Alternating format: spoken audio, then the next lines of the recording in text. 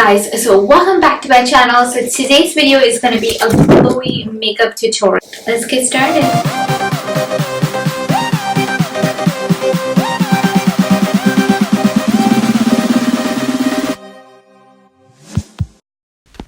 So all the products that I'm using in the video will be in the description box below or on the sidebar here.